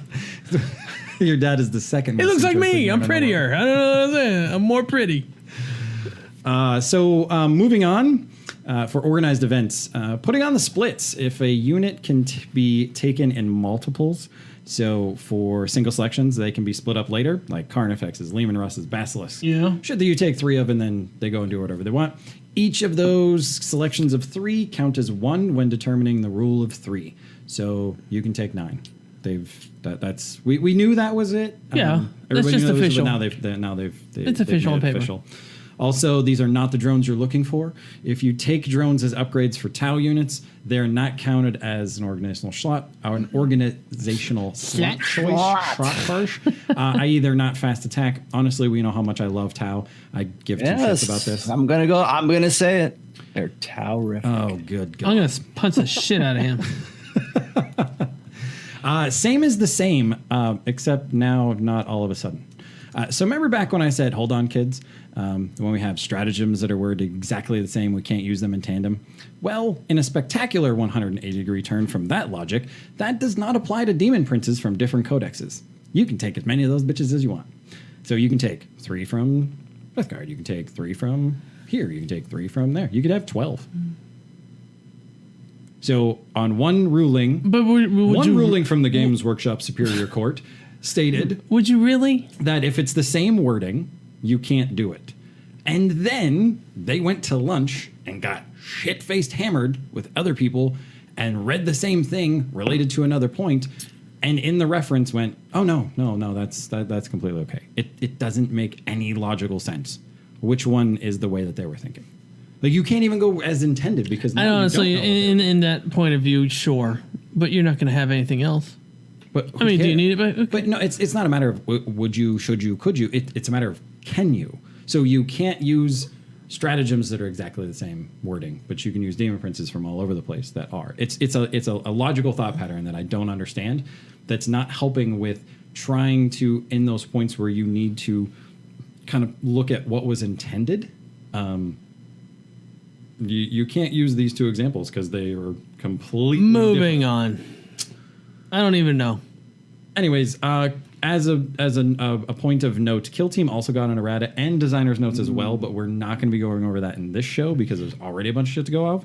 Then you know how much we love Kill Team, but we're not going to cover that with the big FAQ. I'm fine. Now we get into individual erratas for the armies that came out. Astra Militarum, bullshit. You're in the guard, son. I have them. I use these people. Militarum Tempest Scions in their war gear options. You now have the option to take a hotshot lasgun in addition to the pistol and Voxcaster. The original wording was that you had to switch it out. Right. But now you can do you can switch it out if you like, or you can take all 3 options. Ogren Bodyguard and Bullrun I will take them. Slab Shields. They no longer add just a willy-nilly 2+ save to anything. That only applies to the regular saves now, That's interesting. which is I like. It's that. decent. It's still intimidating. They're They're a great model. Yeah. Jury rigging, which allows you to heal 1 wound on a vehicle, but it can't move for any reason. This has been changed to once a turn. Wording prior could allow you to use it multiple times, as it states the beginning of your turn, which isn't a phase of the game. The beginning of your turn is in this no man's land as far as Purgatory. Yeah, I would have loved to have this for aircraft. Oh, jury rigging? Yeah, but you gotta stand still. And granted, I use vultures, but Like I have what, to like hover. One guardsman on a 600-foot ladder. Like, hold just on, I trying to, hold my like- beer, and he just hooks up, and he just puts a little tether and goes. Like, slow down. So I like that. I like that they're addressing that things that are outside the phase when it's now a turn-based thing, not just a phase thing. Okay. As my mind contemplates, I just ponder. Taking cover. This was also clarified to only +1 to armor saves. Yep. That cannot be applied to invul saves. Almost to a point to where I thought you couldn't really modify them, but I have never had a scenario It just with said that. +1 to there's a +1 to saves. I can So see that how gets people put, would right? think the invul saves would take. This one, I like that they're identifying changes here. There isn't room for the way that they wrote this. You can't go Rules I is have no intended, idea what rules they're is thinking. written. No, the way they wrote this errata on this, it's this, not this. It's very clear cut, and it's very. There is no gray. There's no middle ground. There's no black. It's black, white. It's yes or no. Yep. And it's awesome. And I hope that they can somehow apply that to future decisions so that there's not as much wishy-washy. It's just a yes or no. Because I, as a gamer, the way I play, I like to be told what I can do and what I can't. I'm not the one that sits in the gray area and tries to figure out shenanigan shit. It's just not my play style. So I enjoy when I can go, no, it says right here, Jeremy, that you can't fucking do that. And then I don't have to have a 4-hour drunken argument over whether that rule Heroic actually intervention. exists. Yes, the heroic intervention apocalypse of 2018, which was a 6-month argument. You almost unfriended him on Facebook. Almost. It was close. I almost unfriended him in Facebook on real life. Like, just up to him and be like, Maybe I unfriended put his you. face Like, through the screen. Is that what you're like, going to do? I'm not following you anymore. We're no longer Facebook friends. So that's it for the guard. Moving on to the Tau. Next. Tau. Oh man, I just realized I wrote that completely the right way. Fok Tau. That's great. There's an update to the data cards for the Tau Empire. Which is cool. Automated repair system is a stratagem. Change the first sentence of that to use this stratagem at the start of any turn. I didn't care that much about Tau, so I didn't look at the data card to see what it actually mattered. Savior protocol. Even if a weapon does multiple damage, the Right. drone that takes the hit eats it in the face with a mortal wound. And the attack that triggers Savior protocol must come from a ranged or melee weapon. Psychic Right. powers don't count. Right, psychic powers. That's not an attack. Like, they Right. clarified what an attack was. So Which we can needed to be use done. this in further rules lawyer arguments of, I'm going to have to refer to something Tau to be like, no, see, that attack here says melee or ranged weapon. So I like that. I like it. And Needed. it doesn't matter. Like, their example was a lace cannon. It does D6 damage. It's taking all of that right to the noggin. Right. And exploding in one fantastic mortal wound. Just psychic spell. Also, for people who can't read words, a long shot is not a pulse rifle. A long shot pulse rifle is not counted as pulse rifle for volley fire. No shit, Sherlock. Why is this here? The rule specifically states what can be counted. And again, you all know how much I love this army. But you might as well have asked, like, can my cheese sandwich count as a pulse rifle? I can't believe it's not butter. If you paint it yellow. No, because it's not listed on the goddamn list. All right, man. Like, the exact wording You're was going to stroke out. pulse pistols, pulse carbines, and pulse rifles. The end. It did not say long shot. Like, it didn't. They were using keywords. Ta-da. They were probably using keywords. Well, no, it tells you specifically this word, this word, this word. Oh, and no, you can't use that one now in the FAQ because All right. why? Moving on. Maybe I have more venom towards Tau because I just have venom. Do you have any towards Tau players where you guys are at? Yeah, a couple. A couple. They're They're Facebook friends. okay. They're fine. No, I'm just kidding. I don't project my unlikeness of the army onto the person. I don't like people regardless of what army they play. It has no bearing. Are you profiling me? I don't like Phil no matter what army he plays. He doesn't, whatever game he plays, he can be on Xbox. I cheat to win. The final one is Master of War. So if a commander uses their ability using, and they call on like Kion or Montka, it hurts my throat to even say these words. It only affects those units that are within 6 inches of the commander when the ability is turned on. Like, pow. You can't move after that and be like, oh, now I'm 6 inches and I gain the ability to advance and shoot. no. Yeah, it's kind of weird. You can't do that. They've clarified that whenever that little smoke bomb goes off and he's doing his Master of War, it's only that 6-inch bubble at that point. Thank God, man. My throat's burning. I need a drink. Good night. I should have Phil do the towel ones. I can't read. Gene Stealer Cult. So Index Xenos number 2. I don't even own that book anymore. I traded it to Joe. So they added some wording to this just to add to the clarification. So in the cult ambush, right? So you can move that D6 even though it just arrived as reinforcements. Again, this is one of those ones I thought, well, the rule lets you do this, but it's more of a clarification, right? Match play.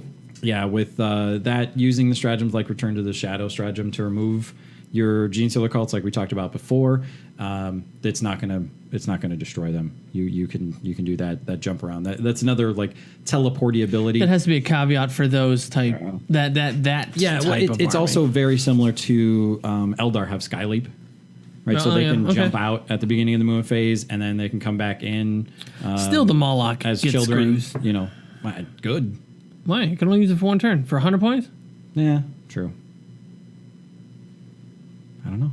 I gotta tell you, Xenos scum. As a they still don't represent him properly. I play Necrons and Eldar. Keep going. I have nothing to call you Xenos scum about. Speaking of Xenos scum, Death Watch.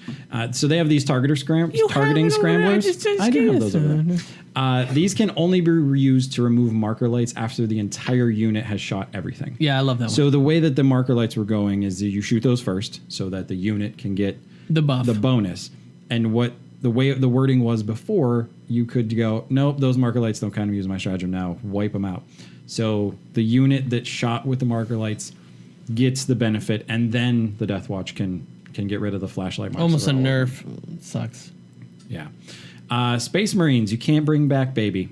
Yeah, I don't understand that. You can't use the Narthicum to bring back the armor cherub after it's used its reloading. I mean, honestly, don't die on me, baby. This is one more example of what you were talking about. This is before. what the fuck. Somebody had to have tried this. They had to have. Can I use my Narthicum on a cherub? Right, to bring it back so I can just I mean, I would. Reload all the time. I would. You can't do it. It's gone. He gone. It's a place marker. But it's that one actually is a place marker that has some stats. No one puts baby in the corner, Mech Baseball says. I was going to say that. That one does have some stats. It does have stats associated with it. This also, so it's in the Space Marines as we're covering it now, but it also applies to Blood Angels and Dark Angels. Yeah, they have the same the rule. Marine and future What Marine. about, can you bring back a Watcher in the Darkness with the Northeast? I'm going to say no. I'll say it slower. Spencer, you okay? I don't want you to. You're starting to shake on me. I'm not certified, but can I have your models before you go? I'm about to start hunting the Fallen because during that stratagem, I can start at the first battle round, but before the first turn begins. Right. That's when you use Hunt the Fallen. You like that little segue we did there by accident? That was, man, pay attention. Necrons. So for both the Monolith Eternity Gate and the Night Sai Invasion beams, right, you now count those models as having disembarked from a transport for all rule purposes. And I'm not going to lie to you, this is the first time in an FAQ that I've had to use Google to figure out what the fuck this word means. I didn't know what penultimate was. So you change. It's your vocabulary word for the day. You change the penultimate sentence of this ability to read. And what the hell does that mean? Man? So it's the second to last. So basically, if you're watching a television series and the finale is next week, the one you are currently watching is the penultimate. And that's how you pronounce it. I looked it all up on Google. Last. The last would be the ultimate. The ultimate. Yes. So it's the so it's like a preseason. It's the ultimate. I know. It's the ultimate pen. That almost sounds like D&D. Like I have been granted the ultimate pen. So I learned new words. We're all smarter now because of G-Dub's FAQ. Thanks, G-Dub. I got a new word from that. Next. Hopefully we have another word of the day in the next FAQ or in the chapter approved. Index Xenos 1, Yunari Eldar. So Warlord traits. So the triple Ys, I call them, or the 2 Ys and a V. We can call Easy, son. them the Super Trio. I don't know how to pronounce the names. I'm not going to murder them. Wait till tomorrow when I start pronouncing some Viking words. Vizarch and Yinkarn is, I guess, how Vizarch. The Vizarch, the Wyvrani, Mo, Larry, and Curly. Wine-a-Carne. I think that's a better pronunciation because that sounds like it's from 300. I love the wine-a-carne burrito. like it sounds like that what that girl whispered from 300. Like the Yarna Carne must be honored. Like that's. Do you have any wine-a-carne tacos? Thank you. Vizarch sounds like someone that gives you wine at your house. Oh, you're very rich now. I see you have a Vizarch. Yes, I do. Vizarch or something. Anyway. They can take Warlord traits listed in the big rule book, and that's it. Only those ones are they open until to. their book comes out. Yeah, which I don't know if it will or not. It will. Also associated with them with the stratagems, if you've got Craft World, Drakari, or Harlequins, that opens up the stratagem for them, but not as an auxiliary support detachment. I have heard murmurings about Exodite armies too. Would be. I have murmurings in my stomach, and I think would be very, very cool. That would be awesome. Yeah, that'd be awesome for Kill Team. I'd be stoked about that. That'd be awesome for Kill Team. So, I was hard on this one. Phil's favorite deal. I've used this. Do you want me to read this? Yeah, go ahead. Yeah. I'll let you represent. So pathetic slime. I mean pathogenic slime. Pathetic. It is pathetic now. It is pathetic. So this used to be very cool. Right? Absolutely. So because you could use it whenever the hell you wanted to. Yep. Now you have to plan some shit out. Mm-hmm. You pick that at the beginning of the phase now, not when. Because Phil, maybe you want to go and explain how you use it. I would determine all my hits and then. And then play that on there. Like I'm going to do extra damage. Oh, I got a couple. Boom. Boom. Yep. Nope, that's not happening anymore. Now it's the roll of the dice. Yeah. So you got to pick them first, and then go get you some with that whatever you picked. Instinctive behavior. I might use it every now and then. They have determined that it is in effect for Tyranids that are embarked in a fortification. So if they're shooting out of a fortification, you suffer the -1 from instinctive behavior. I'm assuming because since you embark in a fortification that you're off the table, and that's why you're out. Technically, yes, that's what they said with transports or anything else like that. So I can see that. Yep. Imperial Knights, it's a burden for everyone. Free blade model in a super heavy auxiliary detachment can have qualities and also the burdens. Oh, so they can now? They can now, yes. That's horse. Death Grip, if you charged, you can only use the Death Grip stratagem against units that you declared the charge on. Because you can't fight units you didn't declare a charge on, shockingly. Like you can't use that stratagem if you consolidated into another unit in that. Okay, I can see that. Or you couldn't use it on something that for some reason had a death wish and heroically intervened because you can't punch them because you didn't charge them. You can't use it on them either. I can see that. So pick now, damage later. When a vehicle or monster is destroyed with the Thunderstrike Gauntlet or the Peregrine Gauntlet or Freedom's Hand, you pick the unit as soon as it happens. So you pick the unit, right? But you apply the mortal wounds that can happen after everything else has been done. So it explodes. You smash the tank. It explodes all over the place. You have the potential to do the mortal wounds, and you apply them after all of your other attacks have been done. Oh, okay. I don't play those things. One at a time. No matter how many shield breakers you have, you can only shoot one at a time. Like that's it. But wouldn't you have to call your targets? But you can, but you can only shoot one. You can even if you have 4 equipped, you shoot one. Okay. Craft World Eldar. This one I found interesting. You got to stay down. You can't use the Phantasm strategy, which is very similar to the Necron Deceiver. Where you can redeploy up to 3 units, right? Okay. Straight asshole trickery. I love it. And I'm very disappointed in myself that I didn't think about this. You don't play Eldar. Using the Webway Strike stratagem to deploy the units, and then you could pick them up and put him in reserves. What? How awesome of a trick was that? That's I've had that pulled on me before. Really? but Yes. but you can't do it anymore. Yeah, they called straight up bullshit on that, and I've never seen that happen before. It's a thing of beauty. Jeremy hasn't tried it. I'm very disappointed Jeremy hasn't done that. It's great. Really? So once you deploy, you can't. I didn't know that. You can't put them in reserve. That's awesome. It's cool. The Phoenix Gem is now so. So attacks against the model wearing this are resolved one at a time. Okay. And then if it kicks in and you stick around, you get the glorious unfortunateism to keep making saves. Is that if a there's word? any to make. No, I just made it up. Write it Okay. down. It'll be in Webster's next week. If there's With penultimate. if there are wounds left over after you get back up, you keep taking saves. So the Phoenix Gem isn't as awesome sauce, I think, as it used to be, because I think it was played Phoenix Gem, those wounds are thrown away, I get back up, I'm good to go. That's not the case anymore. You get back up, you're still getting hit with all of those wounds. That's very funny. very story driven. I can appreciate It's that. like, keep him up. Yeah, but punches them right in the face. Silly aliens. Death Guard. There can be only one mortal wound. If a unit is benefiting from both Blades of Putrefaction and the Virulent Blessing psychic yeah. power, when you roll the 7+, you only get one mortal, but you still damage. You still double the damage. Okay. Right. So it was double damage plus 2 mortals. It's just you just get one. Oh, you just get the one.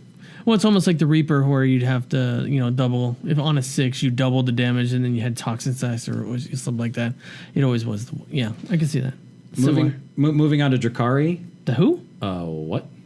So I'm going to read this one word for word.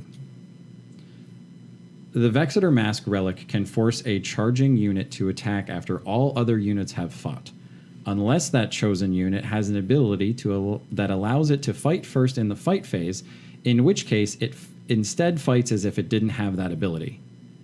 I have read this about 150 times now. I have no clue and I what the hell still you don't just understand said. what the fuck it means. And you probably wrote it wrong. I have no clue what you just said. I didn't write it. right I there. copy pasted right on the. I don't. I'm reading right. I have from no the clue thing. what that means. Here's another. I don't even think here's Kevin another play uses that Here's local. here's another play at home, kids. If you play Drakari and you understand what this means, I would love a layman's terms explanation, because Someone send him a message. I really have no clue. What Max Space Wolf says, Drew Carey? Yeah. Drew Carey apparently can wear a mask and confuse the ever-loving shit out. I have no clue what you just said on that. That's I'm not bullshitting you. I have no idea what this means. I have no Some bitch. recollection, and I've spent a ton of time. I read the book today. Well, guess I what? read the Codex today, and I still don't. You know understand. what? I just say next. And I think maybe maybe that's why No Kevin one- must no be one- a smart. People who play He Dark doesn't play it. People who play Dark Eldar must be smart ass people. In one of two ways, they're either shifty. really smart and they're an shifty. ass, or they're smart asses. They're shifty. They're shifty. Moving on, if you give a succubus a cracker. So if for some reason your succubus is given serpentine combat drugs, this does turn their weapon skill into 1+. So if by Is that what the modifiers? Yeah. Okay. So if you suffer a -1 to hit, 2s are hits, so they're not eligible for rerolls. You only automatically fail on a natural one. So the modifiers of a 2 go into a 1. Are you sure? That's Okay. I respect it. Imperial Renegade Knights. This Yeah. is the most excited about narrative play I have ever gotten in my entire life. A Renegade Knight character can summon units of demons That's using awesome. the demonic ritual. That's ability. awesome. I was going to say that's awesome. This makes me want to play Renegade Knights for no other reason. It'd be than cool in I kill have scene. one. for the movie magic of motherfucker what? And demons come out of the ground from a giant evil robot of doom and destruction. It's That'd a be kinda heavy neat. metal album just waiting to happen with just the craziest Burning Man shit happening in the background, and demons throwing up over themselves and falling all over them, and just one Well, you know really Slanesh weird is dude coming. with so 3 teeth and 2 eyes. One's I crooked have and an hanging down. Imperial Renegade Knight that I might build just for this. Imagine how cool. scary that dude is that's piloting that no, Imperial he'll Knight. probably, you know what he'll do? He'll roll 12s. He'll probably kill himself. That guy inside of that is crazy. So he's either super death metal, awesome, eating babies, he's listening to Yanni. or the inside of that thing is all like My Little Ponies. Ponies Yeah, and I was princesses. gonna say, bro, you know where you're going. You know, he's like, it puts the lotion in the basket. Like one way or the other. I'm a pretty princess. Yeah, he's crazy. He's crazy as shit, and I love it. And That's I neat. will at some point do that list because I just think it's awesome. That's kind of neat. They also suffer from the same updates Death that the Grip. Imperial Knights got. So the Death Grip deal, Yeah. the pick now, damage later, and the one at a time. Also, these titles aren't really in the That's just the FAQ. Spencer It's talk. just so you can relate to some shit later on. Which is cool because I'm kind of glad that they got that love. Also, as a super added bonus, if you are super addicted to scrolling down for no good reason, there's 3 blank pages at the end of that errata. There's just nothing. You just scroll forever. It's great. You just use the little mouse roller thing. Oh, days. It's like a fidget spinner FAQ. I'd fidget spinner. That's awesome. It's totally unrelated, but speaking of fidget spinners, I was doing my research yesterday. Fidget spinners. Fidget spinners. Keep that in mind. Wait, you were doing research about fidget spinners? No, I was doing research and Were you I was wearing- watching. were No. you wearing a lab Let me coat? finish. Were you wearing a lab coat? I was wearing a hoodie. Okay. Was it white? Qualifies. Was it a white It was hoodie? gray. It was I look gray. better in gray. So Brings out my it's eyes. more of a Gandalf Yes, research the gray. project. Fill the gray. But anyway, wait. I shouldn't say that like that. Fill the gray. Anyway. I was watching G.I. Joe, the first one. The movie on Hulu. right? 7,000 lasers, no one dies? No, this is the real life one. The really bad one. Yeah. Oh. And you know what? You felt bad about your life after that. And, Storm. The white ninja guy. Who's the white ninja guy? Snake Eyes is, mortal enemy. I just went back. Storm Shadow? Yeah. Whatever his name is. Storm. Yeah. Right? Yeah. I think so. I don't know. It's a 40K show. I don't know. His little shurikens? The Shurikens? shuriken. Shuriken. It was his fidget spinner. Awesome. I'm like, no shit, he has a fidget spinner. Oh, he had a ninja fidget. Yeah, he had ninja fidget spinners. He's just zinging them out. So now that fidget spinners are a thing, do you think they're in the I year think 40,000? I think the Dark Eldar use them. Fidget I spinners? think the Dark Eldar use them. Well, do you think there's Chaos Star fidget spinners? Absolutely. Like 8-point ones? That'd be awesome. If there isn't, somebody should make that shit. That'd be really cool. Continue. I don't want to. It was just Moving on to demons. Here's another one that I don't see anything changing. I see a word change. If your army is led by a warlord with the demon faction keyword, you may give one of the following Hellforged artifacts to a character with the demon faction keyword in your army. It used to read artifacts to a demon character. Okay. So again, I think it's just a proper word English. switching. Probably like the but translation. I don't maybe? really see any. I don't see this. Maybe I'm missing something again, but I don't see where it is. Moving on to AdMech. Everyone wants to be like Mike and the Imperial Knights. Basically, everybody got all the knights from AdMech got updated to reflect the Imperial Knights. So AdMech Knights now have keywords Imperial Knights and Questoris class. And shockingly, they can now walk over swarms as well as infantry. Because before, small bugs scared knights dead in their tracks. Like they were fucking scared of spiders. Well, they were just so many they couldn't lift their like, leg. oh, They couldn't lift no, their leg. I had that was visions- a design flaw, and I've had- done that move before. I had visions of an AdMech knight standing on a chair screaming about ants running all around it, like you see those old 50s housewife commercials where I say that when I see bees. a knight I do wearing a that polka when I- dot dress screaming about bugs. Yep. But they don't have to anymore because now they don't It have to do sucks. that. But they had to write an entire paragraph to add 3 words to that. To add and swarm models, they spent a whole paragraph. They had a page to take up. When they do this wording thing, I go word by word by word by word to find, the differences. And sometimes I'm a slow reader. Like, my R's are backwards and I write with crayons and shit. It took me like 10 minutes to find the difference. And then at the end, I'm like, are you shitting me? Couldn't you have just said add and swarms? And I would have known. But it was a fun little pastime. I got to spend, some time I didn't want to trying to figure out what the hell they were trying to do. Further on into that, Reaper chainswords are now up to 6 instead of the 4 that they were. Needed. Needed. Power levels, real quick, 22 for Errant, Paladin, and Warden 23. No one uses and I'm them. doing this for George's benefit because he's Yeah, I was he's gonna a say fun no, player. no. Gallantry Thank you. 20. What's that meme? I look back. No one cares. Cricket. Crusaders 25. All of those knights. All of those knights are now 285 base cost. Right. They need count any of the weapons. Yeah, it's the same damn thing as the Codex. Avenger Gallican is now 75, and the Knight Gallant gains attack to 5, and the damage table for the weapon skill goes 2, 3, 4. Okay. Not 3, 4, 5. Also, the stratagem for rotate ion shields. They used to be 1, and it was only keyword associated to the AdMech. Now it's the exact same one as in the Imperial, so it's a 1/3 depending on what class of knight you're using, whether it's the big heavies or the lighter ones. It's a 1 or 3. So for Dominus class, it's the 3+. Everything else is the 1.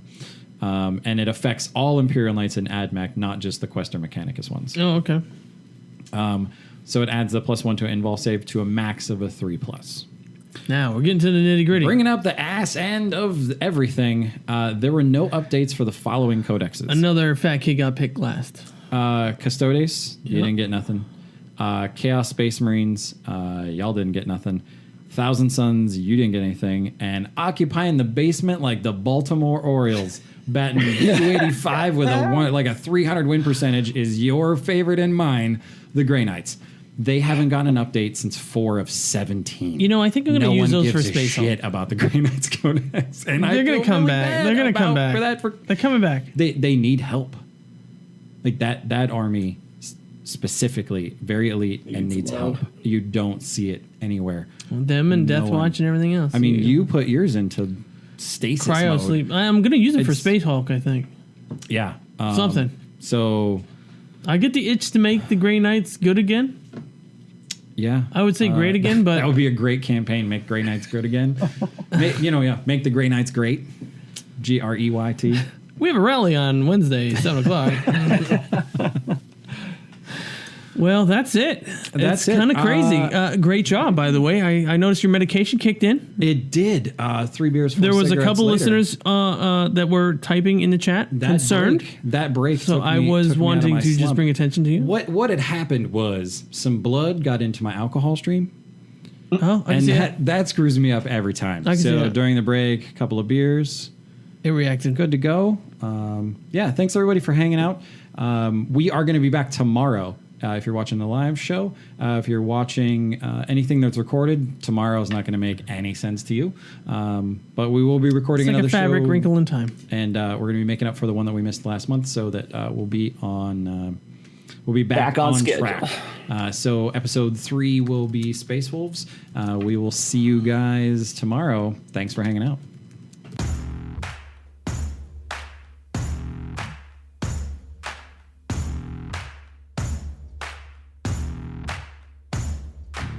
Do you know how many times I see posts online that show Nuln oil spilled all over the place like an oil spill from the Exxon Valdez?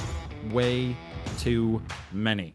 Never spill paint pots again with KW Design's anti-spill paint pot holder. And the way you people spill washes, at only $3.50, it pays for itself in the first 2 minutes of your painting sessions. They also carry a range of custom printed bases, and as a Necron player, one of my favorite items are the custom monolith crystals. They glow in the dark. To check out KW Design's eBay store, visit 40kpodcast.com/sponsors and click on the KW Designs banner. KW Designs is a proud sponsor of the 40K Podcast.